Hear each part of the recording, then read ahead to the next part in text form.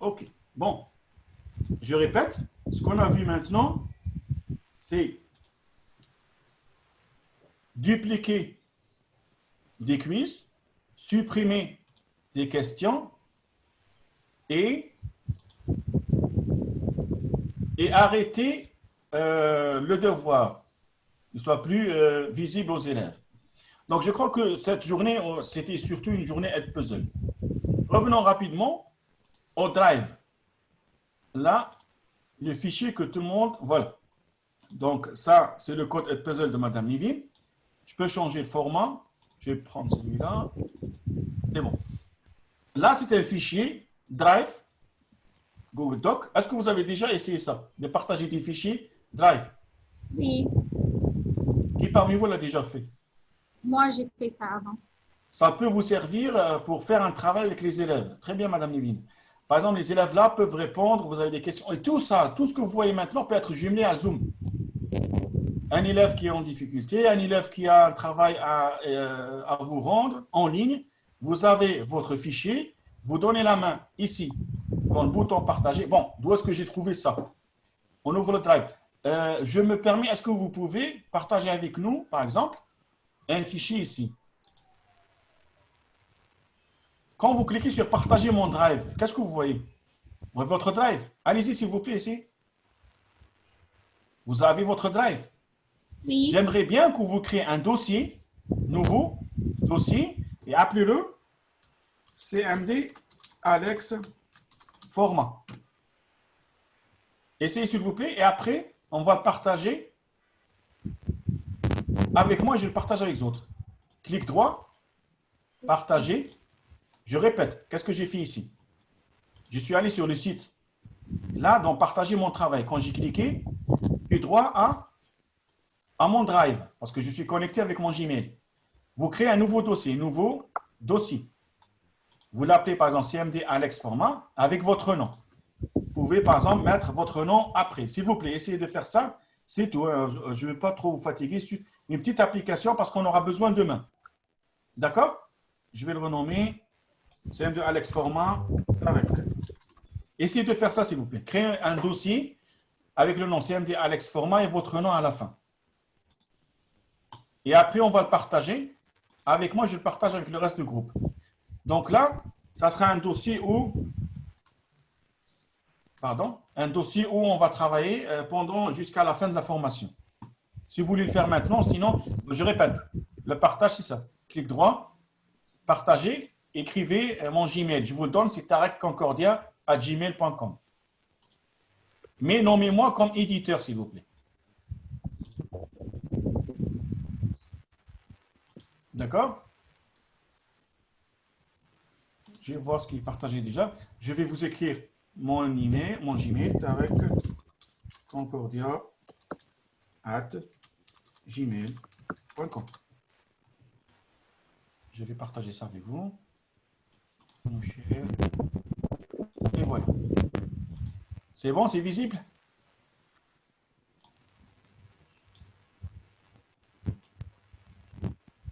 C'est mon Gmail.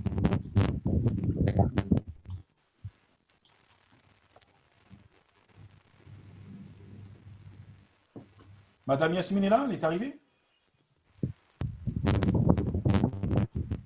Non, je ne vois pas. C'est pas grave, tout est enregistré. Je vais mettre ces liens d'enregistrement dans le site. Hein. Ok, je vais jeter un coup d'œil au Drive. Est-ce que ça a été partagé? Super, voilà. Je vais vous montrer.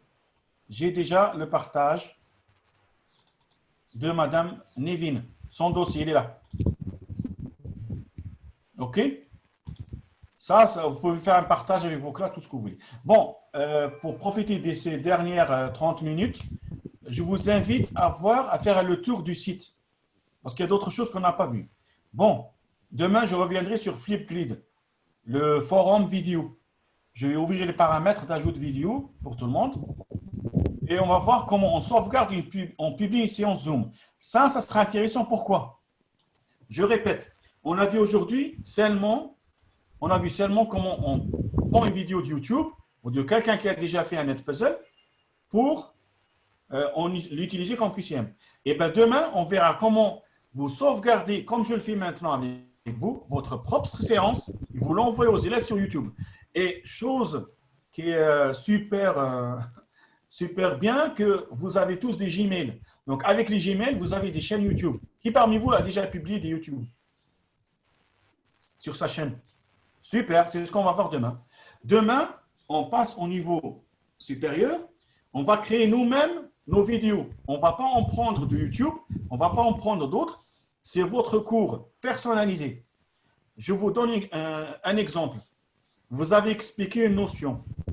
Vous allez ou bien vous répéter sur Zoom 90 000 fois, ou bien faire ça avec chaque classe de vos classes. Et bien sur Zoom, je vais vous montrer comment enregistrer, comment prendre votre enregistrement, le mettre sur YouTube, et comment le partager sur Edpuzzle ou sur n'importe quelle autre chose, ou même le garder comme vidéo YouTube. Sur Zoom, c'est très possible. Tout est faisable avec Zoom. Donc ça, c'est la partie de demain. Créer Edpuzzle, on l'a fait déjà le publier. Et aussi, on verra, j'espère après-demain, comment faire un Google Sites comme celui-là, comme ce qu'on est en train de voir. Ça vous servira à quoi? Ça vous servira à regrouper tout votre travail, à mettre c'est un site hyper facile à faire, aussi accessible avec un Gmail. Vous créez un site à la volée en quelques minutes et ce site sera un site, pas vitrine, mais plutôt un site plateforme pour vos ressources, le travail donné aux élèves, comme ce qu'on fait maintenant. La dernière partie à voir, c'est le Drive. C'est pour ça que je vous ai demandé de faire un dossier sur Google Drive partagé. Et la suite Drive et les cartes mentales. Ça, vous le voyez où? Ici. Je reviens au site, dans la partie ressources. Regardez ce qu'on a. C'est une carte mentale. Bon, vous avez une idée de ce que c'est les cartes mentales, les mind maps. D'accord? Sinon, on va aller voir. Regardez. La carte mentale, bon, c'est un outil de schématisation, de visualisation des idées, mais qui sont structurées sur une hiérarchie centrale. L'idée centrale ici, c'est quoi? C'est la formation. Après, les idées secondaires, outils niveau 1, outils niveau 2, et là, les ressources. Bon, pour vous plonger dans votre, comment dirais-je, votre travail scolaire, voilà des cartes exemples. Ici, par exemple, une carte exemple en histoire. La voici. C'est hyper pratique, surtout pour les élèves. Bon, je vais zoomer si vous ne voyez pas. Voilà. L'idée, c'est juste de regrouper même le travail que vous faites, ce que vous envoyez aux élèves peut être fait dans cette forme. Idée principale, idée secondaire, et bien sûr, on peut fermer pour alléger la carte, comme ici. Voilà, je ne laisse qu'une partie visible. Donc, ce que vous voyez ici, c'est un petit peu histoire littéraire secondaire. Donc, une carte qui regroupe tout ça. Il y a d'autres cartes, comme celle-là, par exemple, en maths. Madame Nivine, vous êtes là? Je crois qu'elle ne m'entend pas. Bon, ça, c'est une carte mentale en mathématiques. Je suis là. Très bien. Vous voyez, regardez l'idée, comment elle est de la carte mentale. L'idée que les idées sont organisées, les définitions, tout est organisé. Par exemple, là, vous trouvez les chapitres, là, les leçons, ainsi de suite. Et là, j'ouvre et je continue à ouvrir. Donc, bien, c'est un travail qui se fait à la longue, pas dans une semaine ou même dans un mois, mais c'est bien pour garder une trace qui a une visibilité plus, comment dirais-je, plus accessible à tous les élèves. Comme nous, par exemple, la carte mentale, regardez. La Zoom, bon, je reviens à zéro. Madame Nivine, pouvez-vous contacter Madame Yasmine? Je crois qu'elle a un problème. Oui, j'essaye de l'appeler. C'est toujours le même link. Hein? Regardez, je reviens au site. Merci. Regardez, je reviens au site. Essayez, s'il vous plaît, essayez, chers collègues, M. Edgar, M. David, essayez d'ouvrir la partie ressources sur le site et jetez un coup d'œil. Dites-moi, j'aimerais bien avoir vos avis, vos remarques. Parce que moi, j'apprends de vous comme on apprend de nous tous. Donc, regardez bien, là, c'est la carte mentale que j'ai fait pour les ressources de notre formation. Là, par exemple, il y a Zoom. Là, c'est le lien pour installer Zoom. Là, c'est la présentation. Edpuzzle, la même chose, et Flipgrid que je vous ai envoyé. Et là, c'est d'autres ressources. Je vous suggère de jeter un coup d'œil à cette chaîne YouTube. Elle est extra. C'est un prof canadien qui l'a faite. Il explique 55 applications qui sont hyper pratiques dans ces périodes-là pour le travail en ligne. Bien sûr, vous n'avez pas à voir tout. Le modèle SAMR, je vais vous expliquer ce que c'est. Bon, là, je suis que sur la théorie. Voilà ce que c'est le modèle SAMR. C'est le modèle d'intégration des outils numériques en éducation. Un instant que le site s'ouvre. Carte exemple maths. Bon, on a vu ça. OK. Documentation. Juste le temps que ça s'ouvre. Voilà, c'est ça. OK. Vous le voyez avec moi, s'il vous plaît? Oui. Elle arrive, Madame Yasmina, vient d'arriver. Est-ce que vous voyez avec moi cette infographie? On attend Madame Yasmina qui va se connecter. Je m'excuse. Je m'excuse. C'est pas grave, c'est pas grave. De toute façon, tout est enregistré, à part une petite partie où j'ai oublié comment supprimer un devoir, comment supprimer le travail d'un élève, parce que vous aurez des problèmes. Des fois, des élèves vont vous dire « je n'étais pas connecté, j'ai fait qu'un exercice et ça s'est coupé, blablabla. Bla. » Donc, j'ai montré comment on supprime, on réinitialise le travail d'un élève, comment on bloque complètement le devoir, parce que le devoir reste ouvert tant qu'il est assigné. Il ne va pas se fermer. Il faut le fermer. Là, il ne sera pas accessible aux élèves. J'ai expliqué ça et c'est enregistré. La dernière partie, la partie la plus sensible, faites très attention, c'est de supprimer une classe. C'est non réversible. Vous supprimez une classe, vous avez tout perdu. Donc, ne le faites qu'avec les classes tests ou les classes brouillons, vous faites votre travail. Madame Yasmina, là, je suis un peu sur du théorique. Je montre quelques schémas parce que j'ai montré un petit peu ce que c'est une carte mentale, des mind maps, si vous connaissez. Vous avez une idée? Ah oui, je l'utilise toujours avec les élèves. Super. Là, j'ai fait une mind map pour notre formation avec quelques ressources. Vous les trouverez ici. Quand vous allez sur le site, ici, ressources. Ça vous ouvre la mind map. D'accord? Et bien sûr, je vous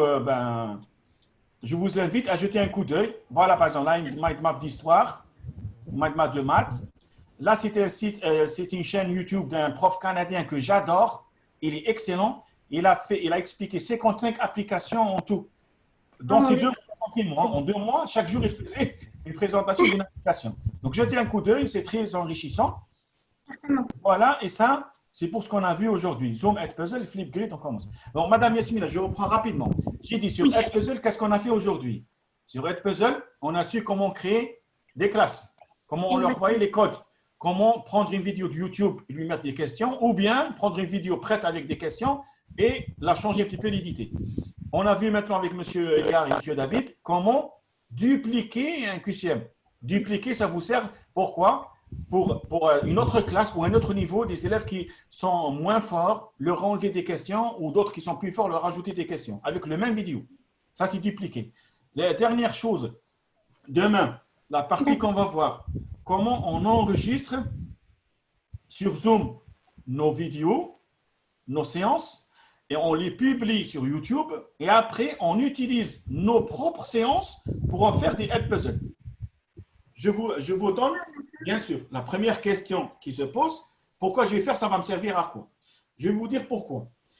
Premièrement, vous avez vu les problèmes qu'on a sur Internet, sur Zoom. Deuxièmement, ça fait mal à la gorge de répéter la même leçon à plusieurs classes. Vous voyez, on a toujours ce problème. Donc, si vous vous enregistrez vous-même et vous balancez ça sur YouTube et vous le mettez sur Edpuzzle ou vous le laissez brut sur YouTube sans aucun quiz, vos élèves ont accès à vos leçons tout le temps. Un élève qui est absent, qui n'a pas Internet aujourd'hui, blablabla, blablabla. Donc là, et je vous montre aussi comment créer des chaînes YouTube et avec des playlists. Les playlists, c'est-à-dire des catégories de vos vidéos. Normalement, vous avez tous des Gmail, donc vous pouvez avoir vos YouTube. Juste avant qu'on finisse cette séance, je vais juste vérifier si vous avez accès à vos chaînes YouTube ou non. Ça, c'est ce qu'on va faire demain. Et tout est dans le programme ici. Quand vous revenez sur le site de formation, là, sur les activités, j'ai tout mis. Donc, demain, on va voir comment on sauvegarde et on publie une séance Zoom. et comment on va l'utiliser pour Edpuzzle. Ça veut dire là, vous allez utiliser Edpuzzle au maximum, avec vos propres ressources, vos propres leçons, vos propres vidéos. Vous voyez? Vous êtes le top là, vous êtes un prof numérique. Votre propre cours est sur Internet, sur Edpuzzle. Et on va voir aussi comment utiliser Google Sites. Ça, ce n'est pas demain, ça sera pour après-demain. On n'aura pas le temps demain. Et travail collaboratif sur Drive, on a déjà commencé. J'ai demandé à nos chers collègues de créer des dossiers partagés et c'est fait. Je vous montre Madame Yasmine. Voilà. Partagez avec moi. Non, un instant, c'était là. Voilà.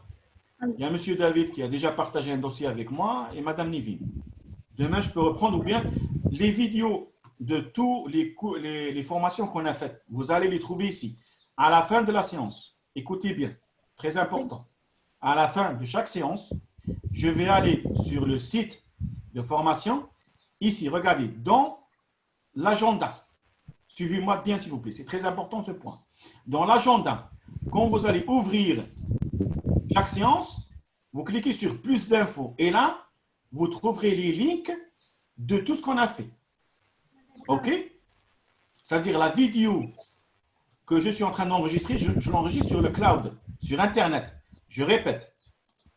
Et bien sûr, ça, ce site, vous le gardez autant que vous voulez, hein, autant d'années. Je répète, sur le site de formation, regardez bien, vous allez sur l'agenda. Vous voulez reprendre n'importe ce qu'on a fait aujourd'hui, n'importe quelle séquence. Vous cliquez ici sur la séquence.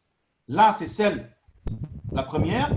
Monsieur Edgar, vous vous rappelez qu'on a, on a reporté, plutôt, remis ça à 16 heures. Donc là, quand vous cliquez, vous allez sur plus d'infos. Dans plus d'infos, vous aurez le lien pour voir ce qu'on a enregistré. D'accord? Et ça sera avec vous tout le temps. Et rappelez-vous, le site de formation peut être ouvert sur vos téléphones, sur tablette, sur n'importe quel outil. Vous avez oublié, qu'est-ce qu'on a déjà fait hier, tac, tac, en un clin d'œil et vous avez votre formation. Deuxième chose, outils application. Demain, je vais ajouter quelques autres. 2, pas plus. Aujourd'hui, on a déjà Edpuzzle Flipgrid, on a ajouté 2. En tout, d'ici la fin de formation, on n'aurait que 5 applications à utiliser. Dernière partie. Bon, documentation, c'est les trucs que je vous ai envoyés avant la formation, les consignes et même les activités qu'on a fait. Partage activité, tout sera là. OK? Ça veut dire, ça c'est la partie documentation de la formation. La dernière, ça, c'est la mind map. Et je vous dis, la mind map, la carte mentale, elle est évolutive. Elle ne va pas s'arrêter ici. Demain, on va ajouter quelque chose et après-demain, ainsi de suite, jusqu'à finir la formation. OK? Donc, je veux être sûr aujourd'hui de quelque chose pour que demain, on soit en forme et on commence sans faire aucun retard. Allez-y sur youtube.com, s'il vous plaît. Ouvrez le site. Monsieur, ou Oui. Juste un instant, excusez-moi. Je veux juste vous dire quelque chose parce que je veux fermer les notions de base de Edpuzzle aujourd'hui. L'élève, comment il va rentrer dans votre classe? Sur téléphone, on a vu, c'est facile. Il ouvre Edpuzzle l'application, il met le code. Mais s'il n'a pas de téléphone, il est sur ordinateur. Comment il va faire? Il ouvre Edpuzzle et bien sûr, il est sans compte. Il est comme ça. Hein? Eh bien là, il fait Get Started et il commence par I am student. Et qu'est-ce qu'il fait? Il s'inscrit avec Gmail ou ce que vous voulez, par exemple Gmail, et après il met le code. Bon, je vais m'inscrire par exemple avec ça. Regardez. Il doit s'inscrire. Hein? Et après, qu'est-ce qu'il a? Regardez s'il vous plaît. Le code. Pourquoi, petite question, pourquoi l'élève doit s'enregistrer avec l'email après il met le code? Pourquoi? Je crois parce que ce n'est pas une classe ouverte. Je vous dis, j'ai vu, vous savez que j'apprends beaucoup de mes élèves. J'ai vu tous les types de tricheries possibles dans le monde. Je vous assure. J'ai vu tout ce que j'ai jamais imaginé de ma vie que ce soit possible. Il y a des élèves, qu'est-ce qu'ils font? Ils aident leurs amis faibles. Ils rentrent sur Edpuzzle. OK? Il écrit son nom. Il répond. Il sort. Il rentre une deuxième fois avec le nom d'un ami. Il fait. Ouais, tout est possible. Ils le font.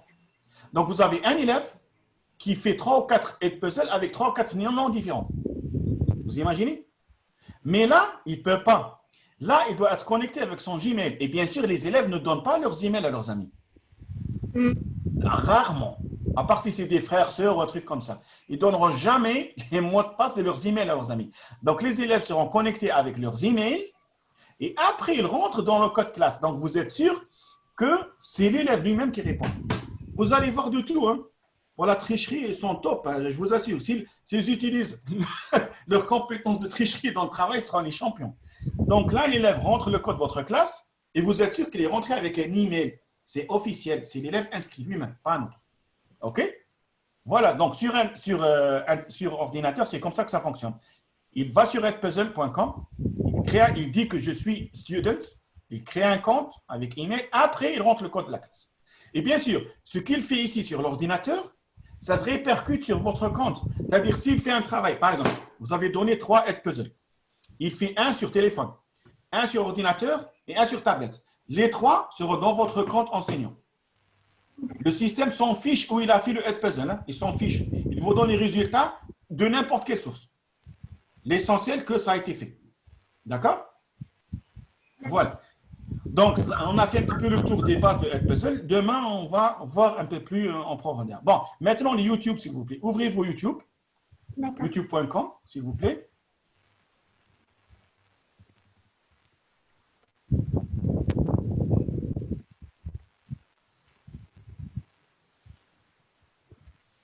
Je l'ai ouvert, monsieur. Très bien. Normalement, en haut à droite, ici, vous avez votre icône avec votre compte Gmail. Vous la voyez? Si vous ne l'avez pas, eh bien, connectez-vous.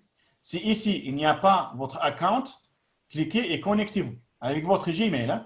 Allez-y. Comment on ajoute une vidéo à notre compte? Je vais vous montrer. Bon, je vais me déconnecter parce que c'est mon compte officiel. Je ne vais pas jouer dessus. Je vais me connecter. Non, se connecter. Je répète, si vous n'avez pas de compte, vous allez voir ça, ce bouton bleu, se connecter. Oui. Si vous êtes déjà avec votre Gmail, c'est bon. Je vais me connecter. Avec celui-là, par exemple. OK. C'est comme sur Google Drive, c'est le même système. Parce que YouTube appartient à Google, hein, si vous savez. Google a acheté YouTube, oui. Donc, regardez ce qui se passe. Bon, on a cliquez dessus ici et faites votre chaîne. Je répète. Cliquez sur votre icône et faites votre chaîne. Normalement, vous n'allez rien voir ou seulement les chaînes auxquelles vous êtes abonné. Oui. D'accord? Comment je vais ajouter ma vidéo? Bien sûr, je dois m'enregistrer avant d'ajouter quoi que ce soit. Il y a deux techniques. Ou bien, ici, il y a le bouton plus si vous le voyez. Oui. Ou bien, vous mettez en ligne une vidéo, c'est-à-dire une vidéo qui est déjà enregistrée. Et ça, on le fait avec Zoom. Quand vous enregistrez une vidéo avec Zoom, ça vous donne un file. C'est ça. Ou bien, vous passez au direct. Je vous le déconseille parce qu'avec les problèmes d'Internet, ça va se couper tout le temps. Et c'est comme le Facebook Live. Vous connaissez les Facebook Live? Ah oui, le Facebook. C'est le même système.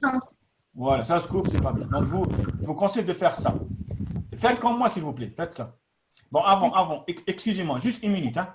Excusez-moi, une petite minute, s'il vous plaît. Regardez ce que je vais faire. Je vais vous envoyer sur Zoom une petite vidéo que j'ai enregistrée. OK? Voilà, stop. Participants, chat. Voilà, je vais vous envoyer la vidéo. Chat.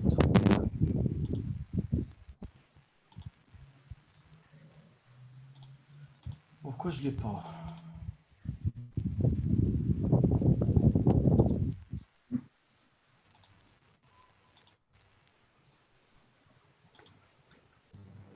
Bon. Non, les nouvelles mises à jour de Zoom interdisent l'envoi de fichiers. Ben, parce qu'ils ont peur des virus. Ils ont eu tellement de problèmes de sécurité. Parce qu'au début, vous savez, Zoom, c'était la galère. Hein. Il y a même des enseignants qui se sont trouvés avec des gens que leur place n'était pas dans une classe. Bon. Oui. Non, je ne peux pas. Bon, de toute façon, je vais vous montrer sur mon compte comment on va faire. Share screen, je reviens sur YouTube. Voilà, regardez. Je clique sur le petit plus ici. C'est bon? D'accord? Mettre en ligne une vidéo. Je clique. Voilà. Et là, Regardez. Il va vous dire, sélectionnez des fichiers, mettez-les ici. Bien sûr, les fichiers sont dans dans vos folders. Par exemple, ici. Regarde. Là, j'ai créé un fichier de bienvenue. Avec Zoom, toujours avec Zoom. Hein. Bon, vous ne voyez pas mon écran, je crois. Hein? Oui, on ne le voit pas. D'accord. Attendez un instant.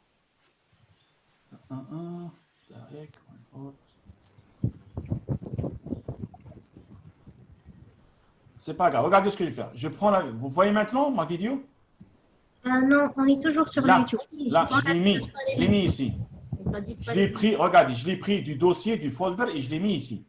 D'accord. OK? Je vais faire autre chose pour vous montrer ce que j'ai fait. New share. Voilà mon dossier, mon folder. Vous le voyez maintenant? J'ai pris ça, j'ai fait ça et je l'ai mis dans l'autre côté sur YouTube. Je répète, j'ai fait ça. Là, j'ai YouTube. Je ferme tout. Je reviens à la page principale. Là, vous voyez ça? Oui. Sélectionnez des fichiers. Je ne vais pas sélectionner. J'ouvre le dossier comme je vous ai montré. Je prends ma vidéo, je la glisse ici. Et je la mets. Automatiquement, YouTube l'envoie. D'accord?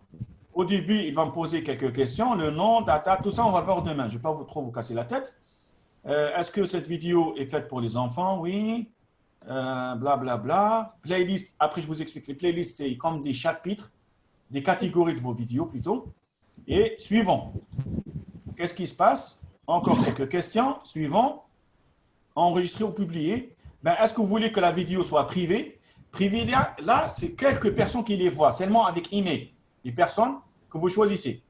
Vous voyez, ça, c'est la vidéo que j'ai enregistrée avant notre formation.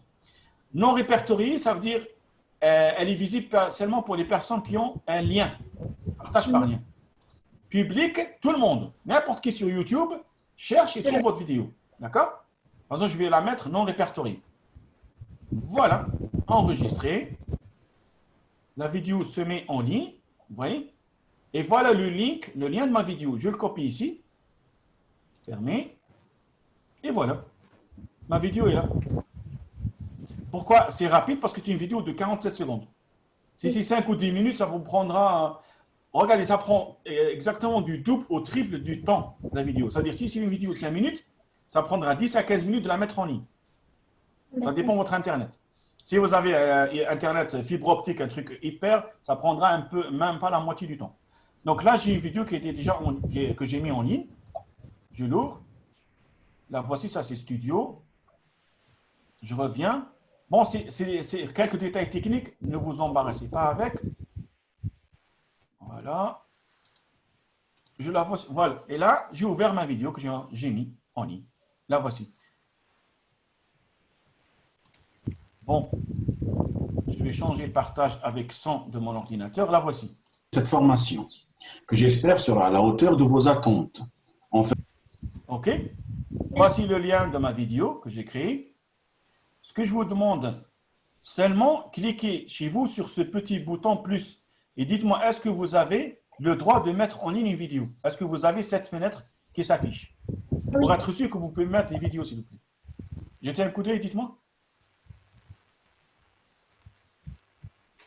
Oui, je peux le mettre, monsieur. Super. Parce qu'il y a sur certains comptes aussi bloqué. Hein. Des fois, ils vous demandent une vérification du numéro de téléphone. Ça dépend. Oui. Ce n'est pas toujours comme ça. Monsieur David, ça va? Vous l'avez? La fenêtre? J'ai des problèmes avec l'Internet. D'accord. Je suis en train de parler. Monsieur Edgar, vous avez cette fenêtre? C'est bon?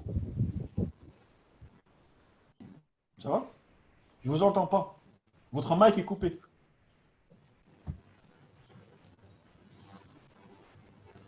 Je dis que je suis à l'écran, très mal. Je comprends, oui, je comprends. C'est pas grave. Bon, il nous reste 2 minutes pour clore cette journée. Je vous remercie beaucoup pour votre attention.